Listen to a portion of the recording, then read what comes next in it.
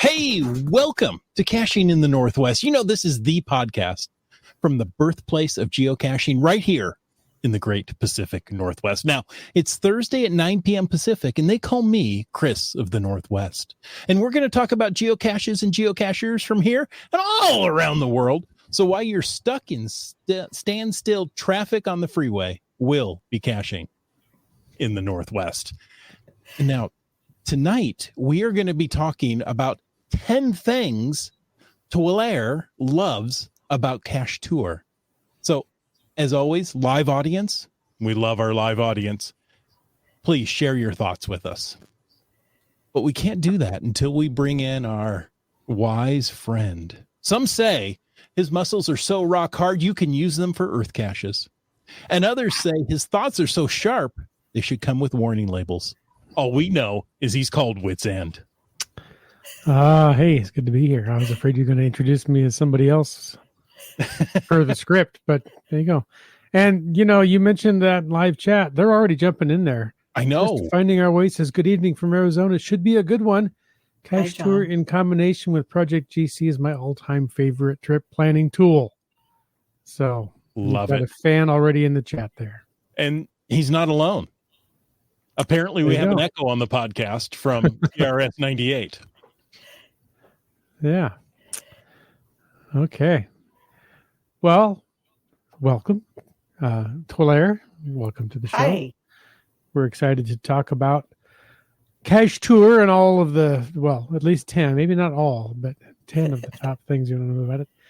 But first, we could only fit 10 into the episode. We can't fit everything. There's so much more. You'll just have to come back another time or find her on the trail and chat about it there on a road trip.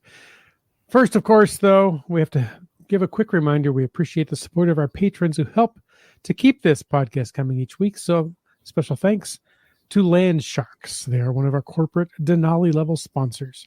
You can check out all they have to offer at landsharks.ca. That's landsharkz.ca.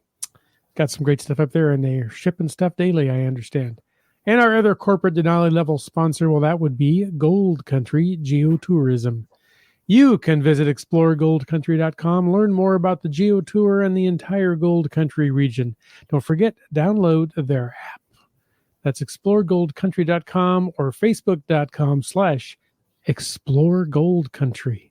And if you or anyone out there wants to know more about supporting the show and joining the fine list of patrons, head over to the CachingNW.com website and click the Patreon link. I don't know if it's up, down, left, right there, but it's there. You shouldn't have to look too far. It's usually on the left side of the page, but who knows which way we're facing on that page. Right, you know, and if you're looking at it on a phone, tablet, whatever. Good point. Good point. Hey. Thank you. Now, before we get into our topic, which I absolutely love CacheTur, by the way, we need to talk about the glows. Now, sometimes people have asked, what is a glow? I have heard people ask, and it sounds like, what is a glow? Oh, that's a great way to put it. Yeah. A glow is the geocaching log of the week. And thank you, GSM times 2. That's right. The geocaching log of the week. So whether you read it or whether you wrote it, we want to hear about it because great logs simply make geocaching better. You can send an email or a recording you do on your fancy little smartphone. Email that to feedback@cachingnw.com. You can call. Yes, on that same smartphone, you can actually make phone calls. You can call into 253-693-TFTC and show us just how you glow. That's right. And tonight's glow, well, it was sent in by Monkey Cakes. I think it came in via that email address because it says the feedback here. And the glow is from GCHT3R, a ride on the Lake One. It's GC, what was it? Hotel Tango 3 Romeo. It looks almost like G Cheater on the when you see it spelled out there, but maybe it's supposed to be a CacheTur. Oh, there you go. No. Let's see. This one, so Monkey Cake sent it in. The log was written by Night Mantis And it says, after gathering all the necessary ingredients to get this cache, the son and I headed out. The lesson that should be learned here is that you truly get what you pay for. I was reminded of this as the son and I sat on shore waiting for the $11 compressor to fill the cheapest two-man raft money could buy. In about 10 minutes, the compressor had put the equivalent out of about 2 breaths of air into the raft. And with daylight swiftly waning and my OCD flaring up like a pack of rabid dingoes, I set into hyperventilating my watercraft to seaworthiness. Still lightheaded from the inflation process, I executed a rather lackluster launch effort that results in about a half gallon of water spilling over the edge of our raft. My son, weighing 70 pounds, remains on the high and dry side of the boat, while my pants and underwear do their impression of a bilge pump. After that, though, it was smooth sailing. Can't wait to do the rest of the local lake caches. Thanks for taking the time to make this cache. I thought that was very well worded. You know, I could just feel the water coming up. Little squish, squish. Yeah, you may have to go wring out your undies in a bathroom sink somewhere or something. I don't know. Oh, too much fun. But you know what? What? Let's take a moment and think about 10 things you appreciate. And hopefully it's all related to CacheTur, because we have the wonderful I had it and now I lost it. Twillair. There we go. Good job. With us tonight. Thank you so much for sitting through our silliness and joining us on the podcast tonight.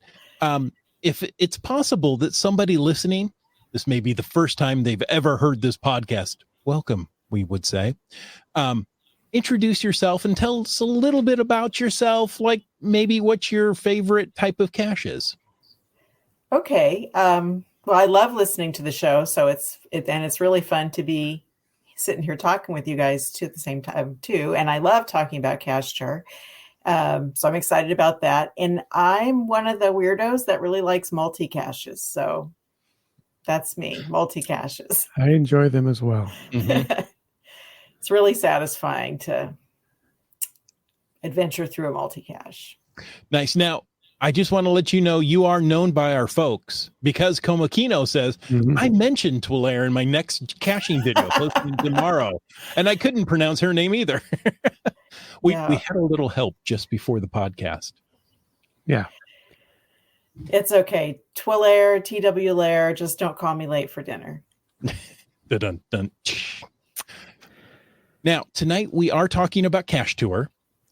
And if you want to join in the conversation, use the hashtag TUR, tour, right? Just the last part. We're making it simple, 3 letters, TUR.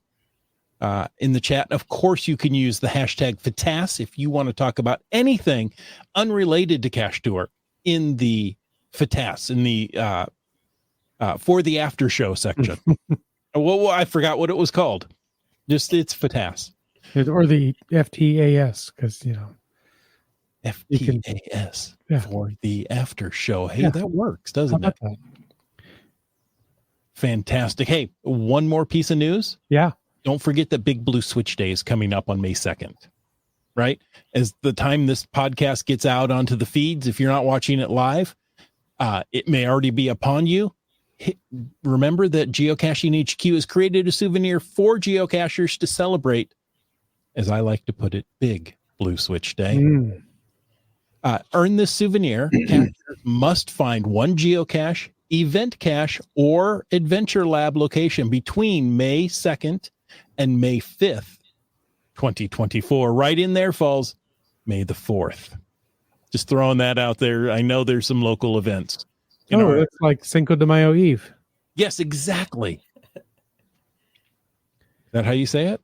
That's how I say it. Yeah, so you got 4 days to celebrate one day. Right. And you have 2 days, a weekend to celebrate an Earth Day. And then, like you got 1 day to celebrate a geocaching week or something like that. The time is not linear. It doesn't work out. The maths aren't mathing. But since it is a monkey-free zone tonight, we don't have to talk about Earth caches if we don't want to. I feel so much more relieved. Tonight we're going back to CacheTur and Twilare. So we're so glad you're here. It's great to be here. Now, you've brought your top 10 list, and I'm just chomping at the bit to figure out what they could be, because I have a top 10 list and I hope they line up. I'm sure we have probably the same 10 items, but maybe not in the same order. So folks at home, you can play along, start your top 10 list of the things you love in CacheTur. And of course, we're going to take live questions as this goes along. So toss them in there. Don't forget that hashtag TUR, because we need it. We're without a monkey. We're without a chat lackey. And you know what? Things are going to go well. They are. And I'm anxious to hear Twilare's 10, Chris of the Northwest 10, the chat's 10, lots of 10s out there. But first, maybe somebody's new to CacheTur. Well, let's set the stage and remind everybody just exactly what CacheTur is and what it's good for. Yes, CacheTur is a trip planning tool for geocachers, and it lets you plan trips of any length or purpose on your own or with a group. And TUR is tour in Norwegian. The developer is in Norway, and that's why it has that .no domain for the website, which is CacheTur.no. Oh, I thought it was Italian. I thought it was a CacheTur. No. Okay. It's a great tool. We've used it on our. I love it. I love it. Now, I can't wait any longer. Okay. What's number one on your list? What is the thing you love the most about CacheTur?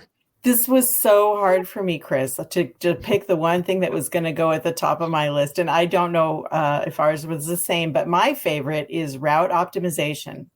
I can throw in a bunch of caches or whatever's, put in a starting point, put in an ending point, and CacheTur will solve the traveling salesman for me. It'll sort them and put them in a pretty optimal order.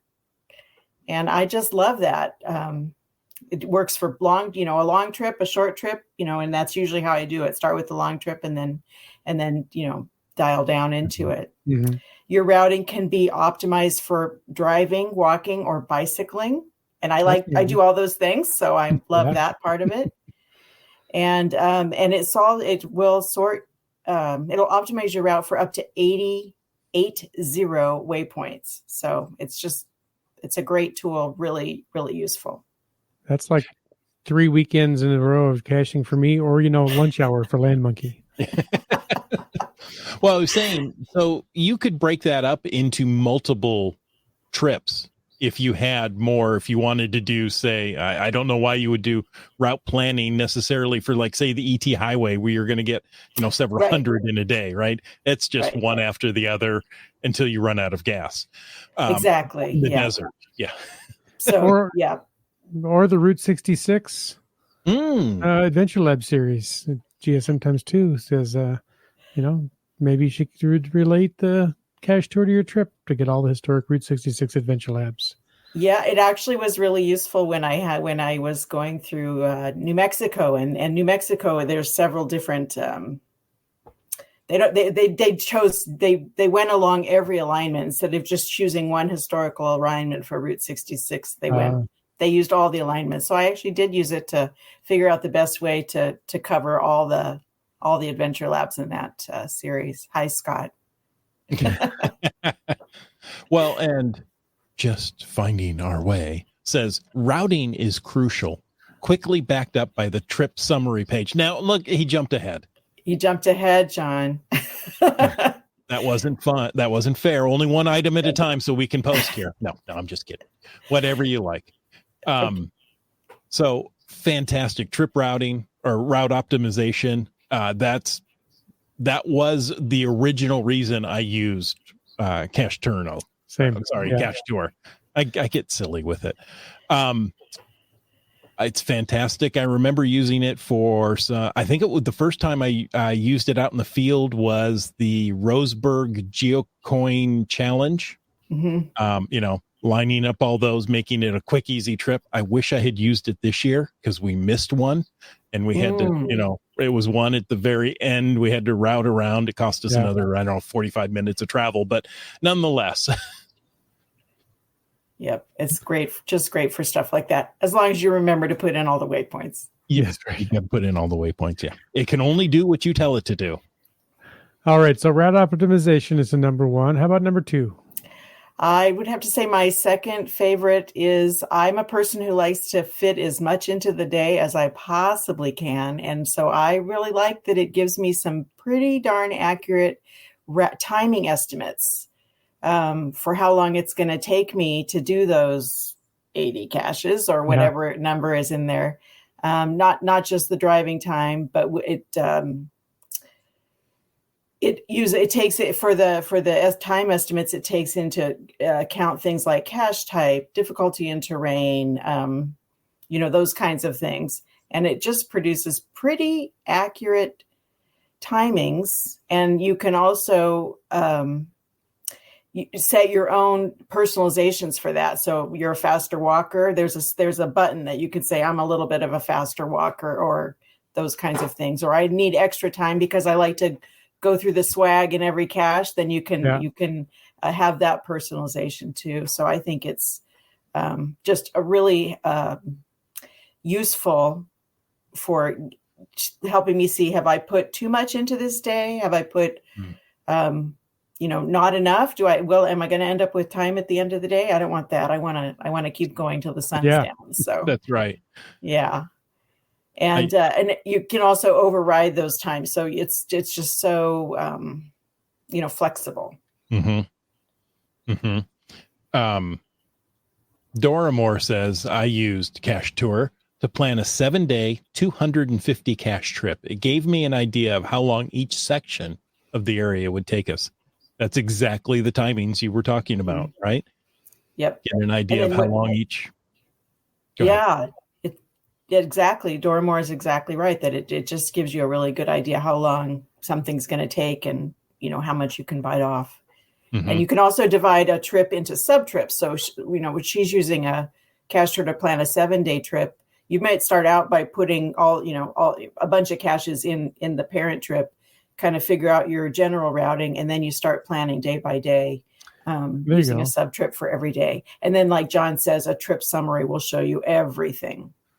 Okay. And that's on your whole speaking trip. of John, just finding our way, my summer trip has 40 sub trips, one for each day. That's a big trip. He may not be an overachiever just yet, but he's working on it. Getting close. Yeah. Wow. And back to the timings, CRS98 says this really allows you to know how many more or less or more you can or can't fit in a day. Mm-hmm. Yeah.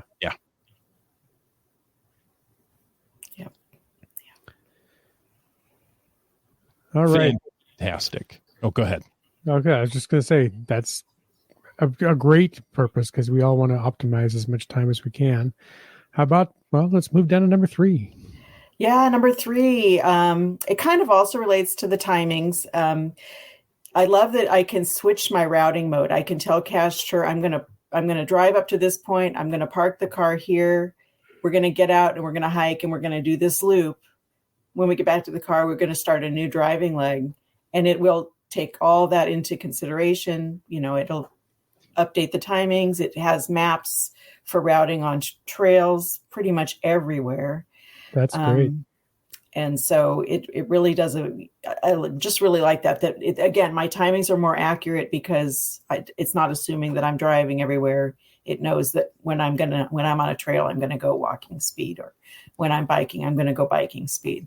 So just love you mentioned earlier that you could switch modes. I didn't realize you could do it mid-trip. I thought it was like mid-trip. Global settings. So that's really nice. Mid-trip. And the way you do that is you set like a trailhead or a parking waypoint at the beginning of your mode switch. You just switch the mode right there. It's just in a little pull down.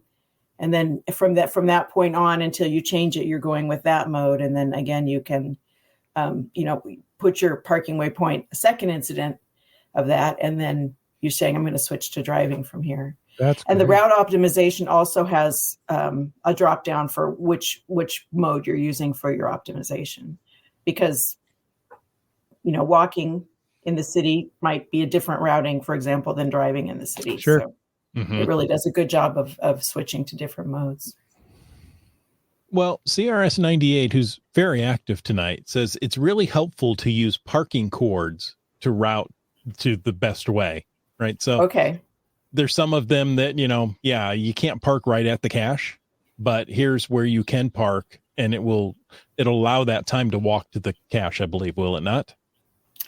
I think he's talking about, you can, for any individual, like a cache or any waypoint, you can just say, for this one, I just want you to use the parking coordinates. I don't want you to use the actual coordinates of the cache.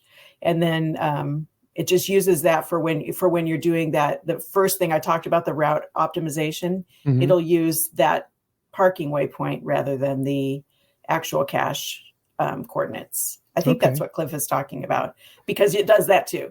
You can do that as a kind of a optional thing. Well, and then on the coordinates topic, IHAM asks, how does it handle solved puzzle caches with updated coordinates? Because those are often different than the published coordinates.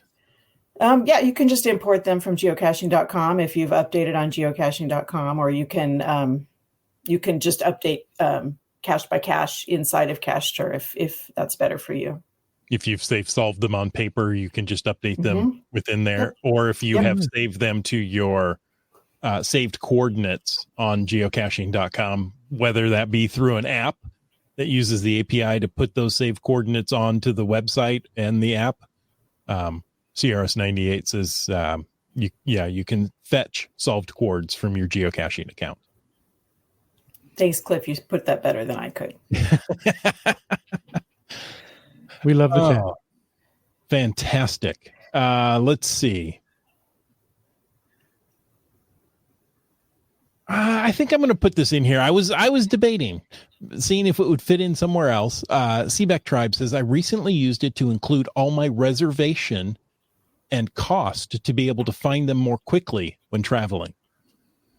That's great. And it's not one of my top 10 features, but you can even use it for calculating cost sharing for group trips. So, wow. I mean, it even goes down to that level of detail because it's originally was designed for group trips. There's some nice features in there.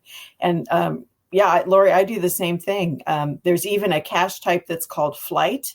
And I'll put in for flight, I'll put in all the time, the relevant times, flight numbers, my confirmation number, or whatever, record locator, whatever it's called, number. So it's just right there. It's just right there. I just love it.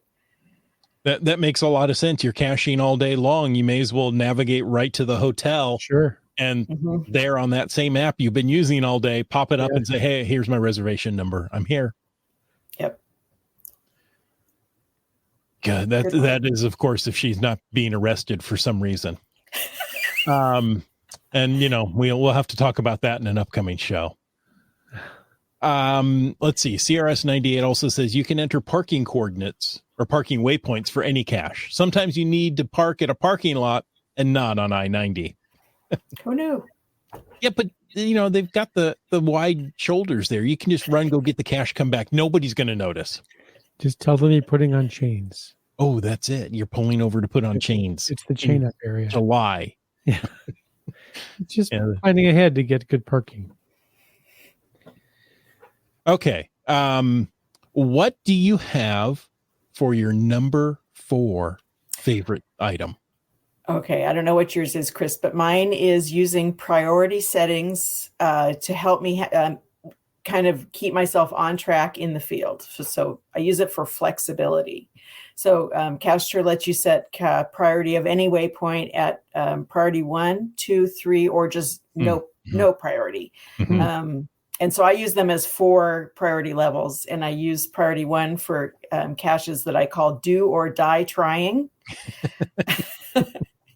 And those are always included in my route calculation. And then for priority 2, which is yellow, Priority 1 is red. So red has got to get that one. Priority 2 is caches they're counted in the route calculation, but they're ones I could give up if I was running behind and needed to cut something out. Not that that usually happens, but Gotcha. Sometimes your priorities change, or sometimes it's raining and you're like, maybe we don't want to do everything.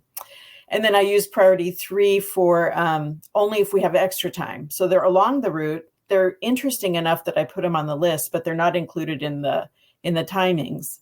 And so we normally would, just stop for those if we just had extra time and wanted to fill it by finding a cache.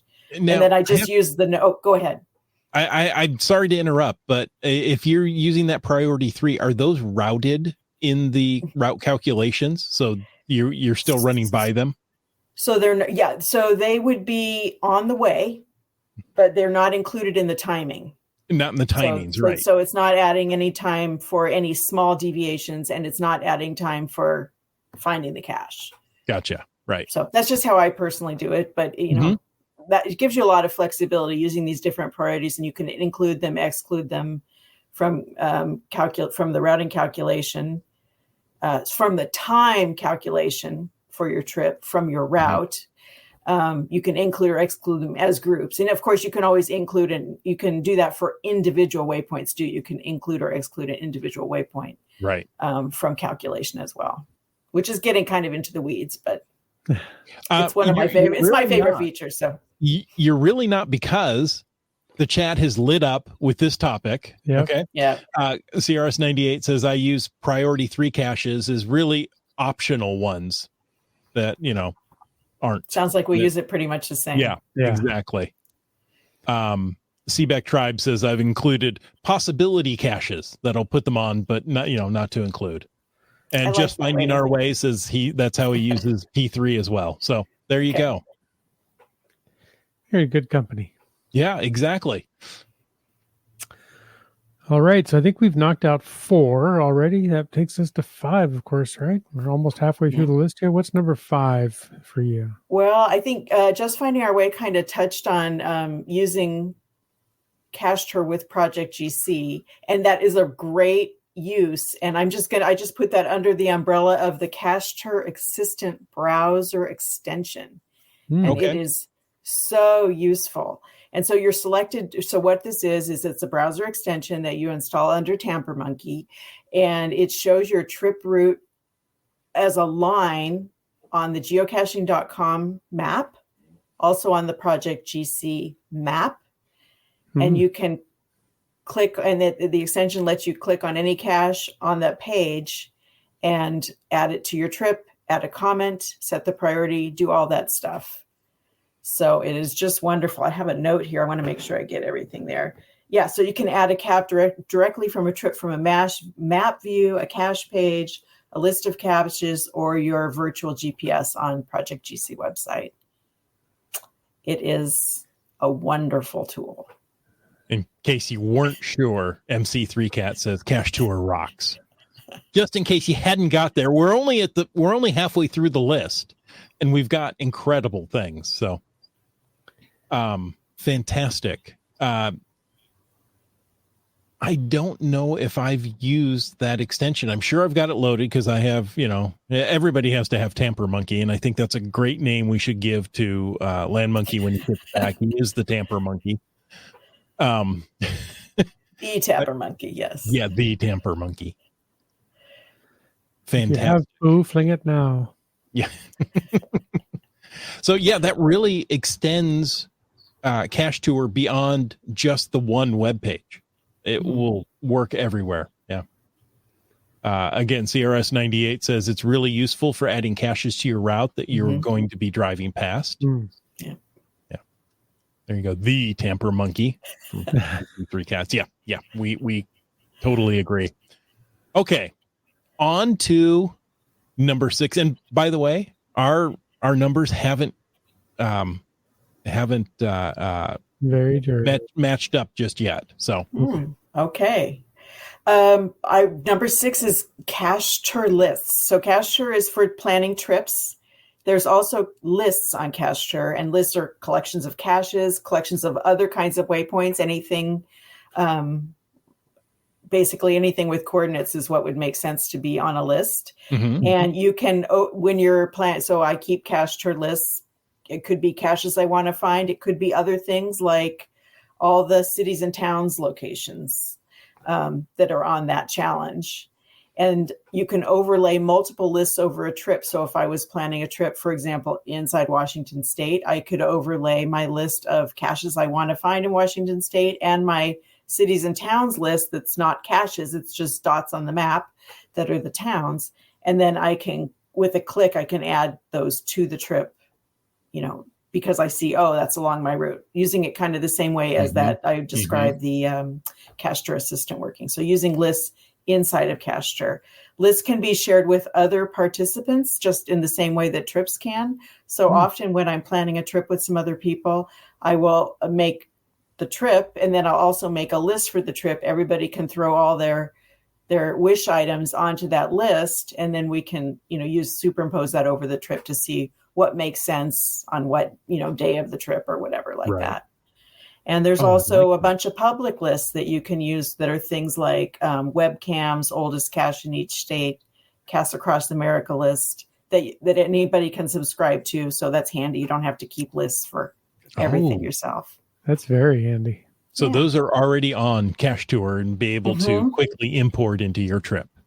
Oh, well, yeah, because you can just, you subscribe to that, and then it just kind of shows up in your own list so that when you're picking a list to overlay over your trip, it's right there, the webcams or whatever. Okay, that wasn't on my list, but now it is. I think it is. Okay. Yeah. It made the top 11. Okay. Excellent. I think it goes to 11. It goes to 11. Mine does now. All right. Well, that brings us to number 7. Lucky number 7. Who's the lucky winner here? Lori Seebeck kind of touched on this, that you can include non-geocaching waypoints like lodging, food, there you go. Other points of interest, breweries. That's my favorite. Oh, that's a good one. I'll have to add so that when you're planning your trip, it doesn't have to be just geocaches. And just like what he's saying here, the hotel is the start and end point of your trip. Yep. Easy to jump ahead to the end if we get tired, but he never gets tired on caching. I know that. Only if he gets dried out because he's wet all the time. Yeah. Yep. Okay, so non-geocaching webpoints, or waypoints, fabulous. That was on my list. And So you're still maintaining a list of 11. Well, yeah. So far, there's nothing wrong. No. What about number 8? Number 8, Adventure Lab integration. Yes. So Adventure Labs, you can get a map of Adventure Labs in the area of your trip, and you can actually set what radius you want to look in, look at different points, and then click on the map and add from the map. So nice. Just Adventure Lab integration is very clean, very nice. Yeah, I like that you no longer have to go out to another website, create a GPX list from Adventure Labs, be able to pull into CacheTur to be able to get. I've done it. Right. Well, fortunately, the API allows that now, so that's really good. Seebeck Tribe loves the ad for the Adventure Labs.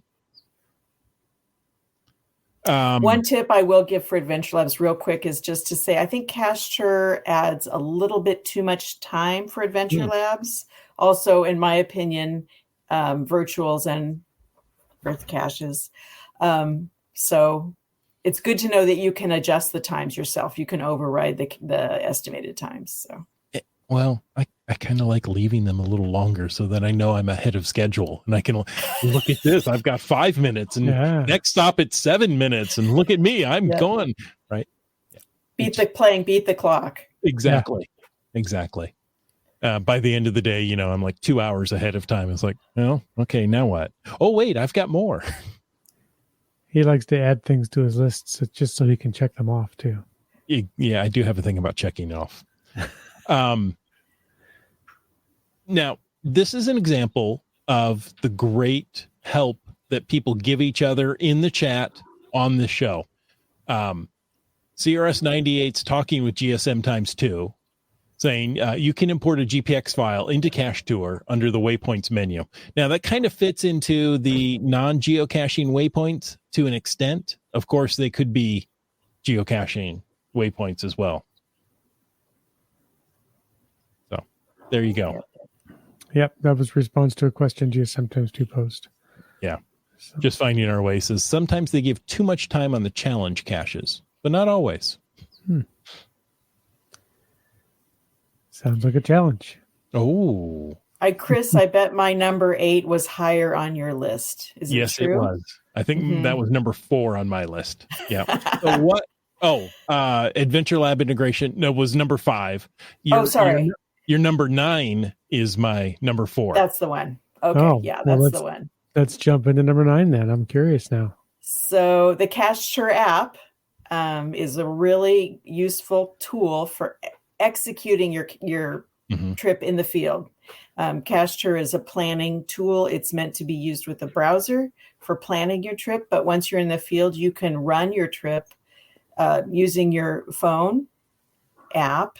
And like Chris says, that you can see how you're doing it, with your time, because as you're leaving the cache, is that how you do it? As you're leaving the cache, you say departed, it updates the time, and you say, oh, we're going to finish our trip at this time and all that stuff. So yeah, just some features of the app, that there's a map button for each waypoint, each waypoint that has coordinates, so you can just navigate right from the app. There's an open button that will open the cache, a geocache in your app of choice. It shows your personal note. It shows your the note that or comment that you put in on CacheTur if you put one. It shows the cache hint and other cache details like size, DT, those sorts of things. So at a glance, you can really see a lot of detail. That's great. It is a fantastic hub to manage your caching trip. Now, you really need multiple people in the vehicle to do this, right? You need a driver, but you need somebody managing the CacheTur app, because the driver can't do that while they're driving. But then the navigator, as I place that role, right? So here you can click on it. It goes to the maps and it starts, navigating to the next location for the driver while they're still, updating and or looking at the hint. And okay, the next one is a difficulty 3 nano, and the hint says, in a cedar bush. Cedar bush, yeah, exactly. And is that a cross-platform app? Yeah, it's on Android and iOS. Nice. Currently. Yep. And there's one little trick for this, and I don't know if you've used this, Chris, but you can set a checkpoint. You can make any waypoint on your trip be a checkpoint. And this is a really handy thing. You can do it both in planning, but you can also do it dynamically in the app. And most of the app is not meant to be dynamic. It's meant to just be static, but you can use it in that. And this is a really nice thing. You've probably noticed that at the bottom of your screen, it says your arrival time at the end of the day. Checkpoint will let you make any waypoint be your next arrival time down there right on the bottom of the app, you'll see when you're getting to that waypoint. So say you're heading to an event and you're finding caches along the way, and then you realize, oh, we better get going because our arrival time. So we may be late to the event. Really nice thing. So yeah, you just tap on the 3-dot menu of the waypoint that you want to set to be that. So anyway, use checkpoints in the app. It's a really nice little feature for things that have timings like ferries and events and stuff like that. Yeah. Things like, you don't want to miss the ferry because now you've got to wait another 2 hours or more. Or more. CRS98 says the app was much higher on my list as well. So look at this. People are keeping lists at home. Yeah. And we'll have to get back. Remind me of the timing for the ferries. I was talking with MC3 Cats earlier today, and he had a great app that helps with all that. So. Oh, sweet. Yeah, I didn't know it did all this. Okay, that was number 9, the CacheTur app. That was. I have one question. You can do a trip plan with a group. I tossed in the word multi-user. Is that right? Or is it group planning? Or I would call it group planning, but what do you have in mind with multi-user? well, that you can have multiple people put in items or stops. Multiple people can do the route planning, right? The route optimization. Mm-hmm. Yeah, and I was just thinking it's kind of a multi-user tool in that sense that I think I haven't done it in a while because I make everybody equal on the trip, but I think you can set different levels of control in the app, right? Or on the page.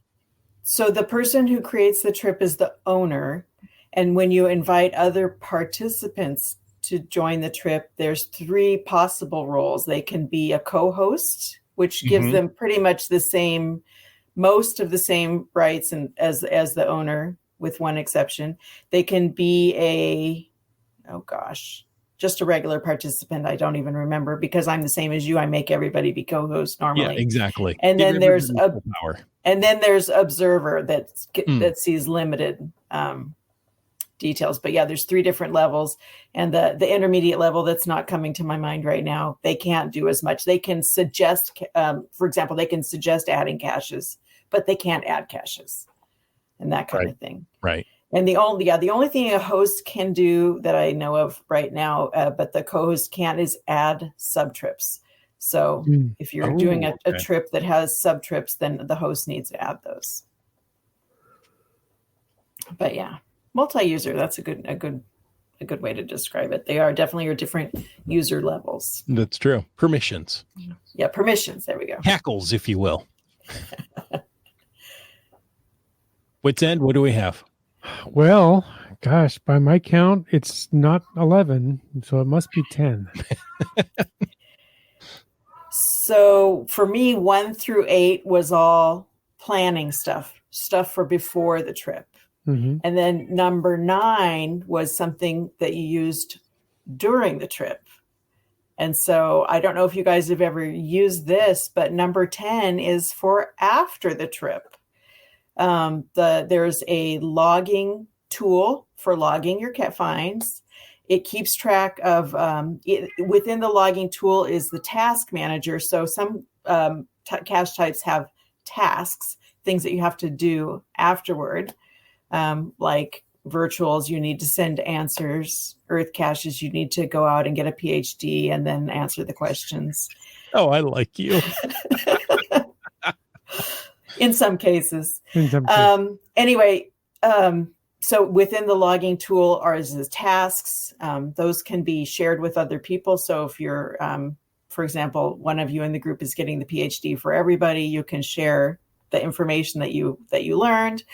And you can also keep track of, did the CO respond? All that stuff is inside the task manager. And then the logging manager itself is just really powerful. It's just really nice to log in terms, just for everything you want to do. Mm-hmm. And I don't know if you've used this, but the one slickest part of it is you can import photos for like a whole trip. Just say, took all these pictures. I don't know what went to what. Bring them in, and it sucks in the pictures, and it'll assign them to the different caches based on geolocation and timing. Oh, that's correct. Fantastic. Right. That's what just finding our way does. Says. Yeah. I use the app with the post-trip assistant for all my trip logs, which makes adding photos super easy. That's great. Super Wet Coaster earlier said the same thing. Very handy to use the post-trip assistant. So should have had these guys on instead of me. The cats really want attention, apparently, in the back. Yes. She does. So that was your top 10. Mm-hmm. I think you missed one. What did I miss? There's no paywall. Oh, that was bonus. The bonus love. Oh, the bonus. Number 11. Oh, okay. Number 11. Yeah. That, you can use it absolutely free. It is supported by your voluntarily paying, but you know what? It just gives you more access. It's fantastic. And I'll throw in there are 0 ads on the pages. So there you go. Yep. Entirely donation supported. Yeah. Just Finding Our Way says, I learned something. I learn something new every time there's a CacheTur conversation. Well, and apparently so does Wet Coaster, because he said he used the post-trip assistant, but he said he wasn't aware about getting the photos organized to the correct log. So that's a huge thanks for that. Yeah. It is such a powerful tool. I explain to people that tools that are incredibly flexible are powerful, and there's some inherent difficulty, some inherent complexity in that because they are so powerful and flexible. So there's always things to learn. I'm going to say, as a tool for helping people learn, YouTube, that there are there's a handful of really nice YouTubes to help you get started. And there's one like really complete, like a teaching session that somebody did. So if you just look on YouTube for the CacheTur channel, those are all linked up right there. And I highly recommend. I use YouTube all the time to learn new things. Mm-hmm. People go, oh, how do you do this? Have you heard of this secret little site called YouTube? It's more than just music videos. YouTube University. Yeah. Auto repairs, home repairs. Yeah. These are all the time. I've taken a video down to my dryer. Yeah. Pause that, do that step. Okay. Next one, do that step. Yep. My dryer works after that. So there you go. Just let you in on a secret. Let's see. CRS98 says lists are new to me as well. Starcacher says I need to look into the list feature. There you go. See, people learn. So thank you so much for coming on. This was very enlightening. I love the way our lists line up. I think we both had 11 items. I think we covered it all. So, did we mention that there's support if you need help? Yes, there is. Yeah. If people need help, there's a pretty active CacheTur users forum on Facebook. There's an actual support center. If you're on the CacheTur page, click around, you'll be able to enter your questions there. And our support staff, us volunteers are, you can often get someone. It's not necessarily instant turnaround, but we shoot to get back to people within a few hours. We're in Europe and mostly the West Coast of North America. That's fantastic. That's great. Yeah. And don't forget YouTube. Or you can listen to this podcast over and over again until you finally understand all 11 points that we've talked about. It'll take me a couple of times of listening to figure out, oh, wait, that's how that works again. Yeah. I was just scrolling back through the chat. I think we covered an awful lot of stuff there. So that's great. I did see earlier on Starcacher says I prefer to manually sort the caches for the trip. And that's great because you can do that and still take advantage of so many other benefits. You can manually sort them and still do route optimization, or at least routing without optimization. Yeah. Correct. Yeah. Correct. Sorry, I used the wrong term there. You can still use routing if you manually sort them. Yep. Well, thank you so much for joining us. And listeners, thank you for taking the time to listen to this episode of Caching in the Northwest. And we want to take just a moment to thank Landsharks and, hold on, I have to get my screens up here, and Gold Country Geotourism, our corporate Denali level sponsors. Landsharks is the outdoor adventure and geocaching store. Check them out online, and they ship online orders daily. You don't even have to wait. The day you order it, it goes out. And we also want to thank Explore Gold Country for their absolutely amazing geocaching adventures. Now's the time, folks. Start heading up into Gold Country and go out and fill out those those passports, because you're going to want to get that little bar of gold. We know you do. And of course, we want to thank our faithful Denali level supporters. That's Landsharks, Gold Country, Geotourism, Groovy Owl, Cool Cow Cachers, and Cachely. If you want to know more about supporting the show, click the Patreon link on the CachingInW.com website, like the Camp Clan did. And Whidbey Island Gal. Subway Mark. Trexer. Segehove. Mountain Bike. Kid Vegas 19. Katie Quest. Limax. Railroad. Boomer 365. Wet Coaster, active in the chat. And Teas. GeoNav Pro. Alarobrick. Doramore also in the chat. And Ari 54321. Logwork. Wino Seattle. GeoBirder. Ackerdoc. Genies. Korsgat. Flagman. CRS 98 active in the chat. Yeah. BC Rock Crawler. J-Car. M-Nerf. Peach of Washington. MC3 Cats. Good to see him in the chat tonight. Geocaches. Just Finding Our Way. Loves CacheTur. You, Dak. Team Noltex. Gas Station Tuna. Just Carlo. You talks to rocks. Green Words. Butterfly Girl. Seebeck Tribe. GSM times 2. Kev MacD. LG 9000. Nervous Energies. The Pendragon. And Sky Hawker. So many great patrons there. Thank you. And so many of them were in the chat tonight. Active. Mm-hmm. And Tolaire, I know how to pronounce your caching name now. That I just feel so accomplished. If somebody wanted to get in contact with you about CacheTur or just to say, hey, well done, how would you prefer them to reach out and get in touch with you? Best ways through the geocaching.com messaging center. My geocaching name is TWLARE. And for questions about CacheTur, I think I already mentioned that there's the Facebook users forum and that we have a support center, and we also have a Slack, and people are invited to join in on that as well. And that's a great place to get. That's where we're talking to each other, so that's a good place to get. I hear that's where the cool kids are. Yeah, that's where the cool kids are. Okay. And they're not slack on that Slack, because if they're getting back within a couple of hours on emails, that's impressive. Yeah.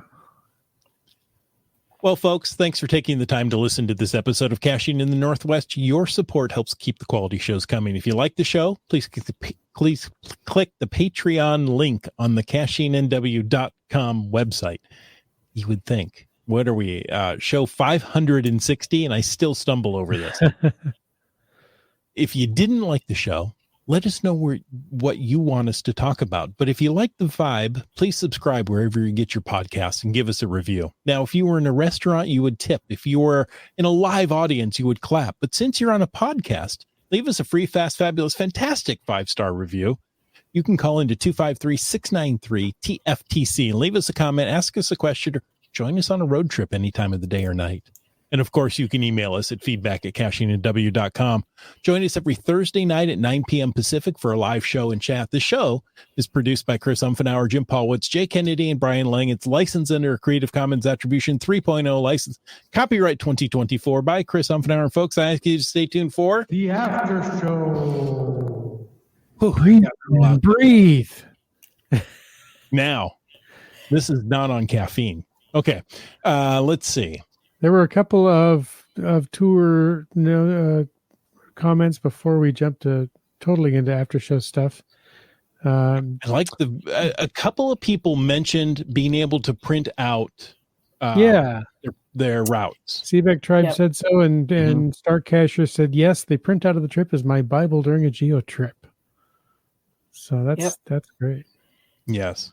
And if you're not an app lover, then it's a great alternative. You know, you can print, and there's a lot of different formats you can choose.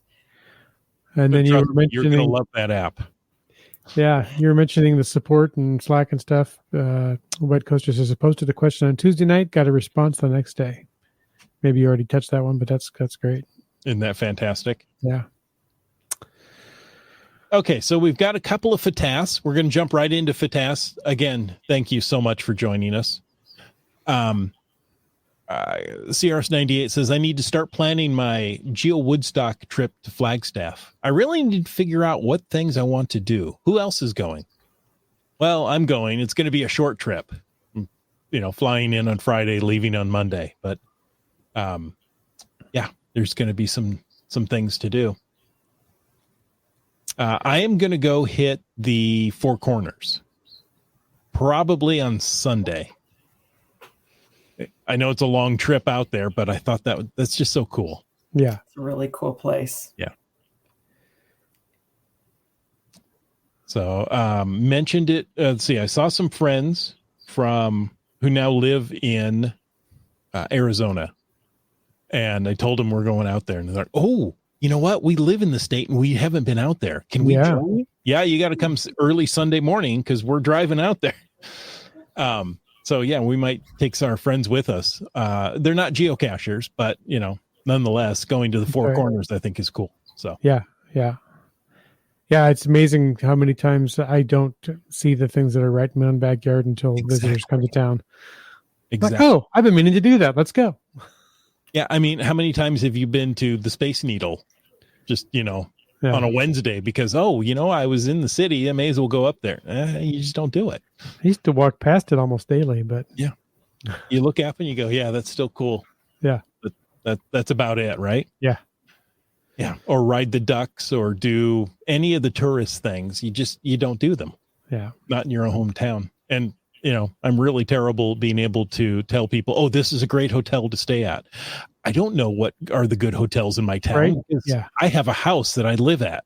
Yeah. I have my own bed. I don't know where to sleep. Okay.